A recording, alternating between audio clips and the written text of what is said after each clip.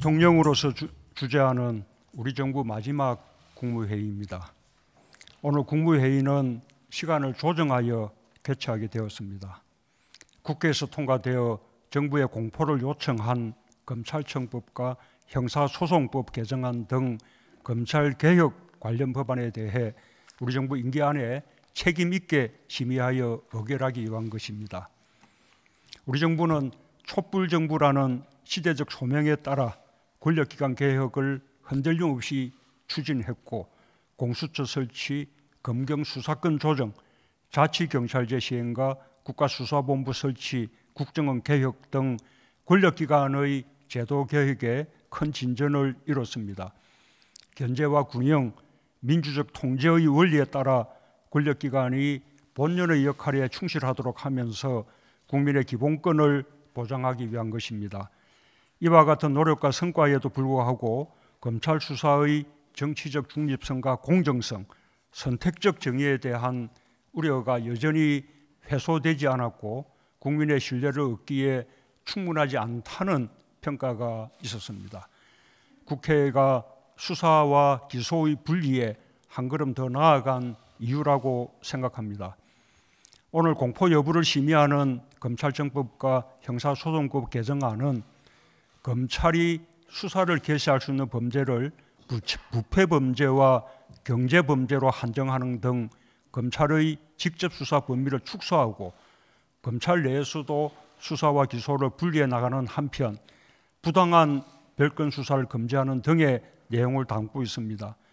입법 절차에 있어서는 국회의장의 중재에 의해 여야 간 합의가 이루어졌다가 합의가 파기되면서 입법 과정에 적지 않은 진통을 겪은 아쉬움이 있습니다.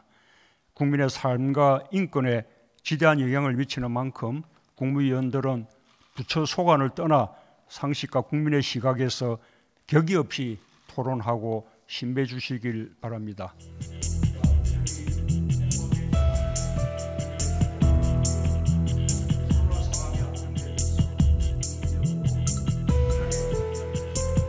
코로나 상황이 안정되면서 국무위원 모두 한자리에 모인 자리에서 마지막 국무회의를 주재할 수 있게 되어 무척 뜻깊습니다. 마지막이 될 청와대에서 화상회의실이 아닌 역대 정부부터 우리 정부에 이르기까지 전통적으로 사용해왔던 국무회의실에서 마지막 국무회의를 갖게 된 것도 무척 감회가 깊습니다. 국무위원 여러분, 그동안 정말 수고 많았습니다. 소관 부처의 사령탑으로서뿐만 아니라 국익과 국민을 중심에 두고 다른 부처들과 긴밀하게 소통하고 협력하며 대격변과 대전환의 시기를 헤쳐나가는 핵심적 역할을 해주었습니다. 덕분에 우리 정부는 거듭되는 위기 속에서도 많은 성과를 남기며 무사히 임기를 마칠 수 있게 되었습니다. 우리 정부 5년은 국가적 위기를 범정부적 역량을 총동원하여 극복했던 시간이었고 위기를 기회로 만들며 더 크게 도약해 나갔던 과정이었습니다.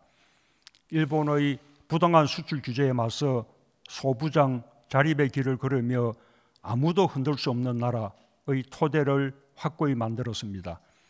미정유의 코로나 위기에서는 방역 중대본, 경제 중대본, 양날개로 범정부 비상체제를 가동하며 국민의 생명과 경제를 보호하는 데 총력을 다했으며 봉쇄 없는 방역과 경제 대응 모두에서 세계적 모범이란 평가를 받았습니다. 특히 위기 극복 과정에서 사람 중심 회복과 포용성 강화의 방향을 지켰고 신성장 동력 창출과 디지털 전환, 탄소 중립 시대 개척이라는 새로운 도전에 과감히 나섰습니다. 한편으로는 튼튼한 국방과 한반도 평화 구축을 위해 매진했고 국제 협력을 강화하면서 외교 지평을 크게 확대해 나갔습니다. 최근 급변하는 대외 경제 안보 환경을 마주해서는 경제부처와 안보부처가 손을 잡고 기민하게 대응해 나가고 있습니다. 우리 정부는 마지막까지 위기 극복에 전력을 기울이며 선도국가 도약을 위해 최선을 다한 정부입니다.